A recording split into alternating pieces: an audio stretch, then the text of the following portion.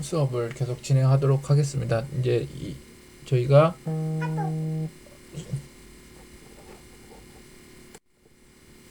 녹음을 시작하면 자꾸 카톡이 오고 이래서 여튼 또 계속 진행하도록 하겠습니다. 저번 시간에 저희가 소득세를 계속 공부하면서 기본적으로 사업소득이 어떤 것들이 있는지에서 얘기했고, 여러분들 잘 알고 싶은 것처럼 간주임대에 대해서 얘기를 했습니다. 그래서 임대소득에 대한 부분이 간주임대료를 얘기를 하면서, 간주임대료는 임대료가 갖고 있는 그 임대 수익뿐만 아니라 어떠한 그 부동산에 대한 권리까지도 어떻게 한다? 임대료로 포함될 수 있다라고 이야기를 했습니다. 그런 부분을 상기시키면서 이번 시간에 무엇을 얘기할 것이냐면은, 여러분들 그렇다면은 그런 부분들이 이런 과세 기간에 총 수익 금액을 우리가 이야기를 했는데, 그렇다면은 총 수익 금액이 있으면 뭐가 있다? 필요 경비에 대한 부분도 우리가 얘기를 했었습니다. 그래서 필요 경비에 대한 부분은 언제 확정이 되는지에 대해서 이야기를 할 겁니다. 그 확정되는 시기에 따라서 결국에는 수익 금액과 어떻게 대응되기 때문에 그 부분이 매우 중요하다고 이야기할 수 있습니다. 기본적으로 우리가 총 수익 금액과 필요 경비는 기속 연도가 똑같습니다. 이게 그러니까 어느 시점에서 기속되는지 어느 시점에서 인정되는지 방법이 똑같다는 얘기인데, 그런 부분에 있어서 세법에서는 권리 의무 확정주의를 선택하고 있습니다. 권리 의무 확정주의라는 것은 그러한 의무가 확정이 되면은 수입이나 필요 경비가 인정된다는 얘기인데, 기본적으로 여러분들 상품 판매에 대한 부분을 살펴보면은 바로 확인할 수 있습니다. 그래서 사실은 매출 채권 같은 것들이 권리 의무 확정주의에서 실질적으로 돈은 들어오지 않았지만 어떻게 된다? 그것을 수입으로 인정할 수밖에 없다는 겁니다. 그래서 거주자의 각 과세 기간의 총 수익 금액과 필요 경비의 경우에는 기속연도는 그 수익 금액과 필요 경비가 확정되는 날 과세 기간으로 한다라고 했습니다. 그래서 그 필요 경비가 확정되는 날 과세 기간으로 한다. 그래서 구체적으로 어떠한 부분에 있어서 사업소득의 수입 시기가 변경되는 것보다는 어떻게 확정되는지에 대해서 여러분들 이번 시간에 이야기들을 할 거고요. 이번 이야기가 끝나게 되면은 우리가 소득세는 결국엔 법인세와 어떻게 돼요? 한 테두리 안에 같이 있다. 소득세가 결국에는 법인세의 한 부분이다라고 얘기를 하고 있는데, 그런 부분들이 어떤 부분에서 차이가 있는지에 대해서 여러분들 같이 이야기를 할 겁니다. 그 밖에 차이가, 왜냐면은 어머니 법인하고 소득에 대한 부분이 다르기 때문에 그 부분에서 같이 이야기를 하면은 여러분들 사업소득에 대한 부분이 아마도 정리가 될 것 같습니다. 그렇다면은 우리가 이 소득세에서 그 다음으로 중요한 같이 이야기할 부분이 뭐가 있냐면 바로 근로소득입니다. 근로소득에 대해서 연말정산에 대해서 같이 이야기할 건데, 그 부분에 대해서 살펴보도록 하겠습니다. 그러면은 항목별로 살펴보도록 하겠습니다.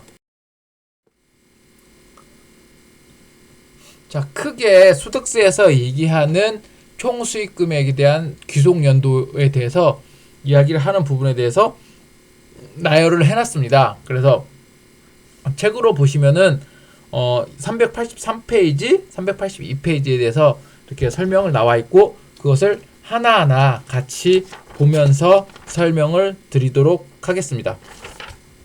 자, 기본적으로 우리가 가장 기본적인 사업소득의 수익은 뭘까요? 바로 상품과 제품에 대한 판매입니다. 상품과 제품의 차이는 알고 계시죠? 상품과 제품의 차이? 상품과 제품의 차이를, 자, 그러면은 여기서 문제 하나 드리겠습니다. 여러분들, 문제 하나 드리겠습니다. 자, 상품과 제품의 정의를, 차이를 같이 댓글로 달아주시기 바랍니다. 상품과 제품의 차이를 댓글로 달아주시면, 정확하게 댓글로 달아주시는 분들에게 엄청나게 또 더워졌으니까 더운 날에 시원한 커피를 선물로 드리겠습니다. 자, 상품과 제품을 판매했을 때는 어느 시점에서 수입 시기로 잡느냐라고 이야기를 할 수 있습니다. 우리가 보통 이러한 수입 시기를 얘기할 때는요, 사실은 이렇게 돈을 받은 날로 이야기를 하는데, 사실은 수입 시기는 그런 거와 차이가 좀 발생한다는 거죠. 그렇기 때문에 별도의 설명을 드리는 이유라고 할 수 있습니다. 자, 이러한 상품의 제품은 결국에는 어느 시점에 그 상품을 인도한 날, 돈을 받은 날이 아니라 쉽게 말하면은 내가 어떤가 상품의 제품을 사고자 하는 사람한테 그 상품을 딱 준 날. 예를 들자면은 12월 31일 날 제가 어떻게 해요? 기본적으로 돈을 지급하지 않고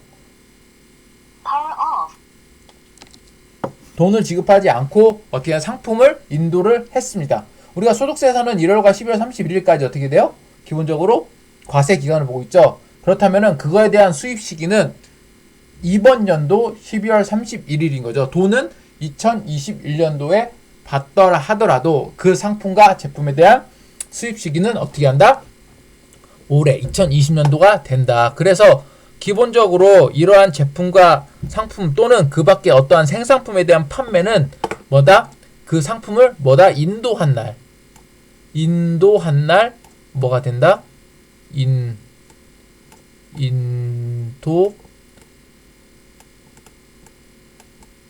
날 이렇게 인도한 날 수입 시기가 된다는 겁니다. 즉 그 상품이 내가 갖고 있는 상품이 나한테 갖고 있다가 어떻게 한다? 상대방으로 넘어갔을 때 그거에 대한 기본적으로 수입 시기가 확정된다고 보면 되시겠습니다.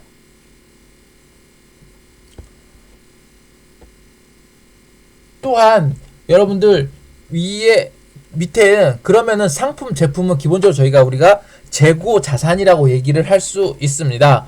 그래서 그러한 재고 자산에 대한 부분에는 상품을 인도한 날의 수입 시기를 보고 있지만은 그렇다면은 그거와 해당하지 않는 자산들, 왜 사업자들은 그거 외에 상품 제품 외에 어떻게 한다? 다른 자산도 갖고 있기 때문입니다. 그래서 위에 해당하지 않는 자산의 경우에는 어떻게 수입 시기로 잡냐? 이번에는 이 자산에 대한 인도한 날이 아니라 관련된 대금을 청산한 날로 이야기를 하고 있습니다. 위에 보면은 이게 이제는 약간 부동산에 관련된 부분의 자산인데 전문 건설업과 부동산 개발 및 공급업의 부동산의 포함의 경우 매매인 경우에는 자산의 매매, 상품의 매매인 거죠. 제품은 판매라고 하고 이건 매매라는 거죠. 대금을 청산한 날.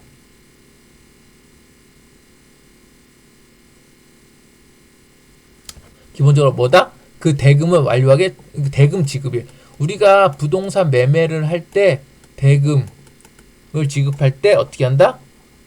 대금을 청산한 날. 기본적으로 수입 시기로 보고 있다.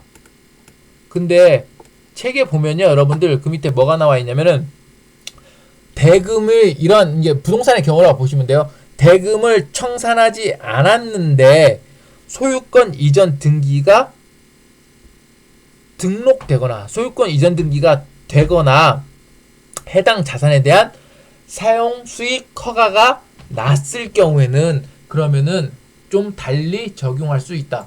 대금 청산이 되지 않았으나 어떻게 한다? 해당 부분에 있어서 기본적으로 사용 수익이 되거나 기본적으로 소유권이 넘어왔을 때는 기본적으로 그 등기 소유권 이전 등기의 등록일 또는 사용 수익일로 어떻게 한다? 기본적으로 사용 수익일로 뭘로 본다? 자산으로 본다. 사용 수익일로 뭘로 본다? 사업소득의 수입 시기로 본다. 그래서 위에 해당하는 제품이나 자산의 경우에는 위에 해당하지 않는 상품이나 제품 위에 자산의 경우는 기본적으로 대금 청산일이 어떻게 된다? 사업소득의 수익 그 시기로 넘어가고 있으나 실질적으로 이러한 등기가 사전에 이루어진다면은 또는 사용 수익 허가가 났다면은 그 시점이 수입 시기로 본다라고 보시면 되겠습니다. 자, 또 하나는 시용 판매입니다. 시용 판매. 시용 판매가 뭘까요, 여러분들? 시용 판매. 시용 판매라고 들어보셨습니까? 이게 조금 특이한 판매의 방법이긴 한데 여러분들 가끔씩 저기서 보시면은 홈쇼핑 많이 보셨을 거예요. 홈쇼핑에서 많이 보시면은 옛날에 한참 그 제품이 그렇게 했는데 여러분들 주석이 알죠? 주석이 그 특정한 회사의 이름을 말하도록 하겠습니다. 이거는 뭐 휴롬 주석이가 요즘에 그 코로나 이후로 상당히 인기 있는 제품이라고 합니다. 왜냐면은 면역력에 좋은 그 과일들이나 채소들을 이렇게 바로 주서를 통해서 먹을 수 있기 때문에 그런 부분들에서 인기가 있는데, 휴롬 주석이에 대한 부분이 어떤 판매가 이루어지냐면 시용 판매가 이루어졌습니다. 시용 판매. 최초에 나왔을 때. 왜? 사람에 대한 거죠. 제품에 대한 신뢰를 확정짓기 위해서 시용 판매를 했는데, 이 시용 판매가 뭐냐라고 이야기를 하면은 여러분들 그거 많이 하죠. 홈쇼핑에서 쇼호스트가 이 제품은 여러분들 사용해 보시고 만족하지 않으시면은 반품하셔도 됩니다 라고 이야기를 하는 경우가 있습니다. 휴롬 주석이가 대부분 처음에, 지금은 그렇게 시용 판매를 하지 않습니다. 물론 그만큼 리스크도 갖고 있죠. 그렇게 얘기를 하고 있는데, 그런 부분은 이 제품에 대한 것은 어떻게 한다? 내가 써보고 어느 정도 일정 기간 마음에 들면 어떻게 한다? 제품을 구매하는 거. 이런 것들을 어떻게 한다? 시용 판매라고 이야기를 하고 있습니다. 이러한 시용 판매가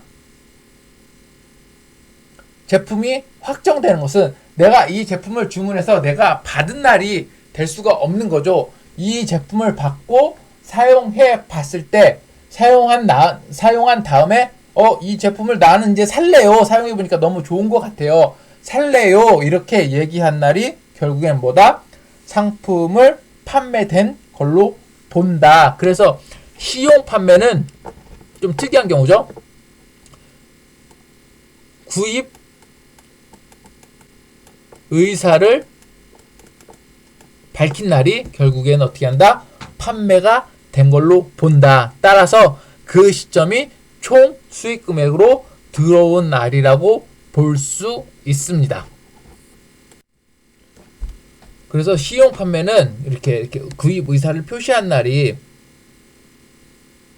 되고요.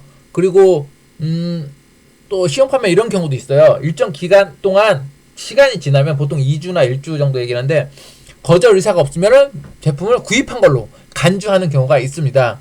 이것은 어쨌든 계약에 의해서 가는 거니까. 그래서 그런 경우에는 그 기간이 만료했을 때 어떻게 된다? 어떻게 된다?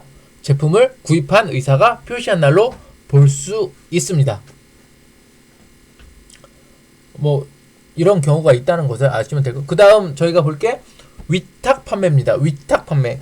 위탁 판매는 여러분들 누군가에게 제품을 판매해달라고 맡기는 거죠. 대표적으로 우리가 중고 자동차를 판매를 할 때는 기본적으로 어떻게 돼요? 우리가 직접 어떠한 요즘에는 플랫폼을 통해서 판매를 하지만은 예전에는 중고 자동차 매매상에 이렇게 위탁 판매를 하는 경우가 있었습니다. 그래서 위탁 판매를 할 때는 어떻게 하냐? 이런 부분을 위탁품을 맡기고 팔아주세요 이렇게 얘기를 하는데, 그럴 경우에 이런 수탁자, 제품을 맡긴 사람이 수탁자가 받은 사람이 그 제품을 판매한 날, 결국에 위탁받은 상품이 판매된 날이 어떻게 된다? 이것은 수입 시기가 된다. 그래서 위탁품을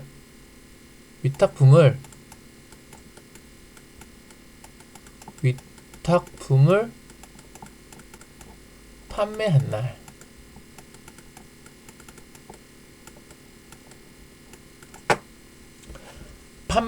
날, 어떻게 된다? 기본적으로 사업의 총 수익 금액에 어떻게 한다? 산입시킨다 라고 이야기하면 되겠습니다. 자, 그리고 다섯 번째, 장기 할부 조건에 의한 판매. 우리가 기본적으로 이것도 홈쇼핑 보죠. 휴롬을 구입했는데 일단은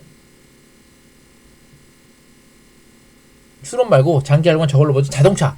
홈쇼핑에 자동차 팔죠. 자동차를 팔고 있는데, 그럼 자동차는 고가의 제품이기 때문에 우리가 어떻게 돼요?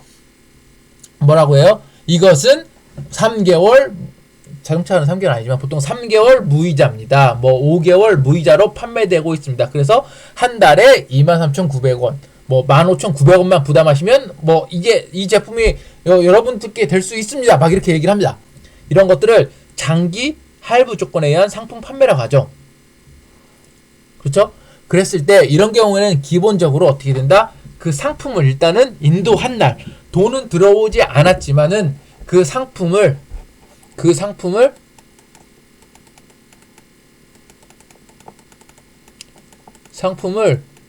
인도한 날 뭘로 본다? 판매가 된 걸로 봅니다. 그래서 그런 부분을 알고 계시면 되겠습니다. 그리고 우리가 금융점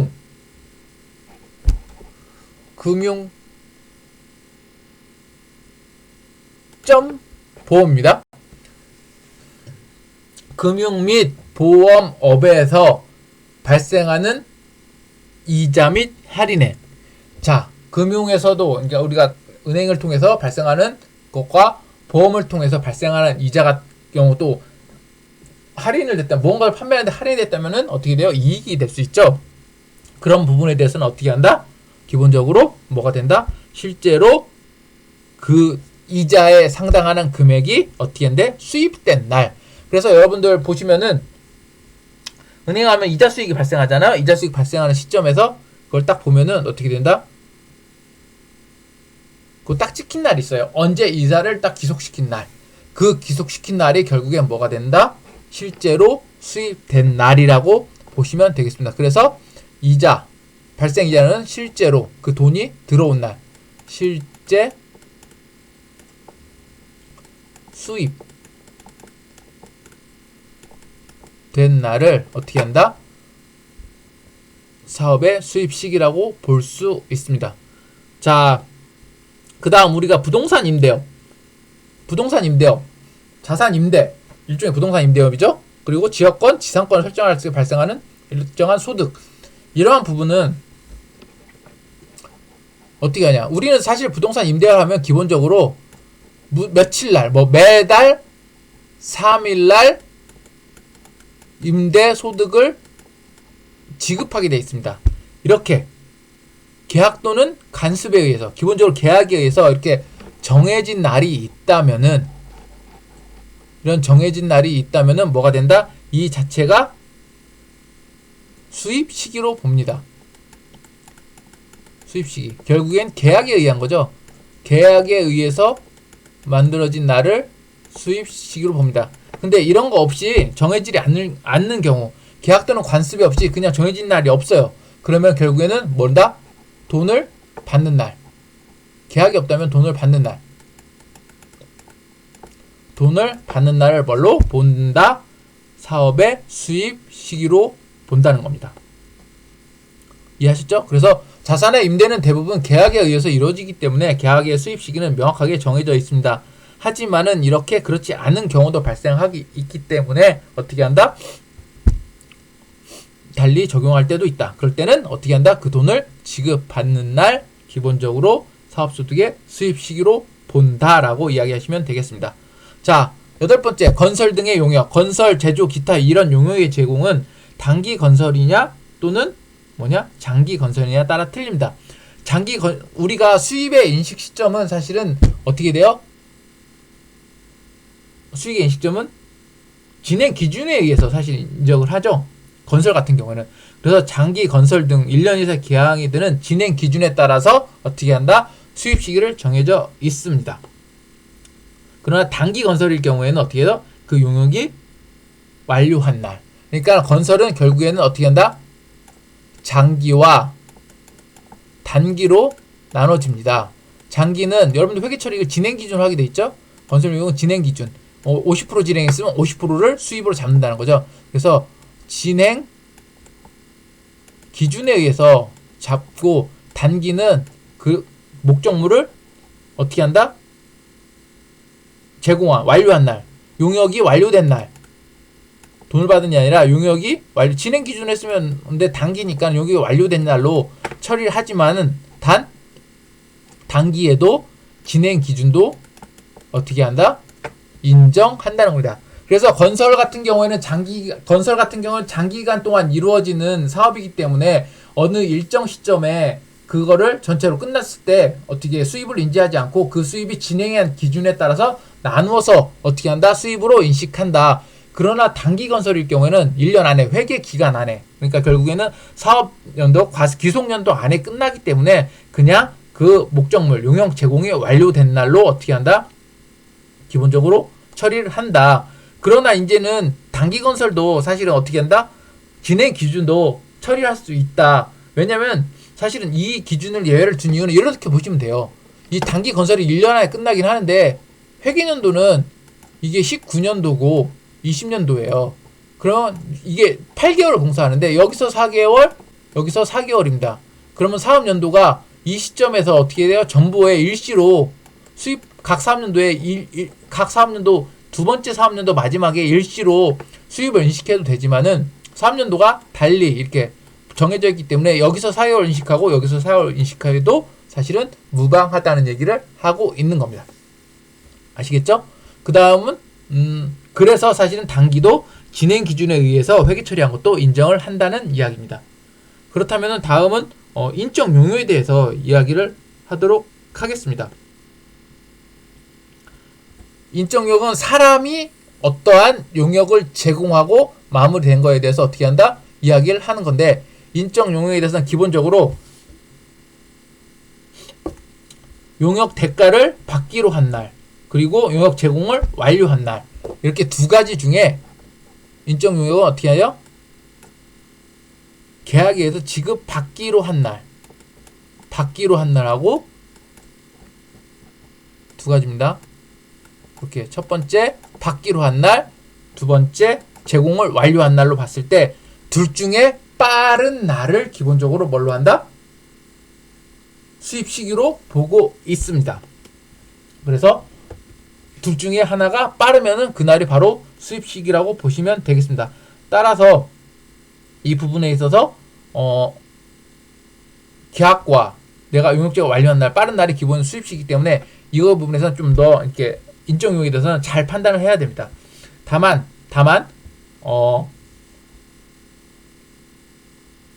연예인 그리고 우리가 이제 야구 선수 대부분 야구 선수 큰 돈 많이 보니까 연예인이나 야구 선수 등의 경우 계약 기간을 1년을 초과하는 일신 전속 계약에 대한 대가로 그러니까 일종의 계약금이죠. 전속 계약에 대한 대가로 일시를 받는 경우에는 계약 기간에 따라서 균등하게 안분한 금액을 과세 종료일 그 해에 어떻게 한다? 수입으로 본다. 그러니까 계약 금액을 10억 받았습니다. 연봉 계약금 10억에 연봉 1억이다. 이렇게 하면은 계약 기간은 3년이다. 그럼 그 10억에 대한 부분이 3년 동안 균등하게 나누어서 어떻게 한다? 수입한 걸로 본다. 그래서 인적 용역은 이렇게 조금 더 건설 용역과 좀 달리 적용하는 걸 보실 수 있습니다. 그 다음은 무인 판매기. 무인 판매기는 이게 참 애매하죠. 내가 무인 판매기를 설치했어요. 여러분 인형 뽑기 아시죠? 인형 뽑기. 자, 인형 뽑기를 설치를 했어요. 그래서 인형 뽑기를 설치했는데 내가 설치를 하고 사람들이 막 인형 뽑기를 해서 돈이 거기에 인형 뽑기 안에 그 무인 판매기에 많이 들어가 있습니다. 그러면 이게 언제 그러면 이걸 갖고 내가 소득으로 잡을 것이냐 대한 것을 어떻게 해요? 확인할 필요가 있죠. 그럴 경우에는 어떻게 한다? 이것을 영위하는 사업자가 이 돈을 빼간 날 판매기에서 돈을 인출한 날을 사업자가 수입 시기로 본다는 겁니다. 그렇죠? 이 돈을 결국엔 내가 이 사람한테 들어간 날이 어떻게 한다? 기본적으로 무인 판매에 의해서 판매된 수입의 시기다라고 보시면 되겠습니다. 그리고 마지막으로 어음의 할인. 우리가 어음의 할인, 그 속된 말을 어음깡 한다고 하죠. 이러한 어음의 할인은 언제 기속되냐? 즉 어음의 만기일. 또 만기 전에 어음을 양도할 때는 그 양도일이 결국엔 어음 할인의 수입 시기로 보면 되겠습니다. 그래서 기본적으로 우리가 이러한 그 필요 경비와 기속연도에 대한 사업 시기를 살펴보았습니다. 그래서 관련된 부분에 뒤에서 다음 시간에 조금 더 설명을 하고 이제 법인세와 사업소득의 차이점을 설명드리도록 하겠습니다. 이런 부분은 끝나고 나면은 그 다음 저희가 뭘로 하면 근로소득에 대해서 넘어갈 테니까요. 이번에 수업 잘 들으시고 댓글에 제가 뭐라고 드렸죠? 댓글에 상품과 제품의 차이를 설명해서 댓글로 달아달라고 부탁을 드렸습니다. 그래서 이번 수업 시간에 댓글은 상품과 제품의 차이를 달아주시면 되겠습니다. 요번 내 퀴즈에는 뭐가 달렸다? 여러분들 추첨을 통해서 제가 더운 날 커피 쿠폰을 드리도록 하겠습니다. 감사합니다.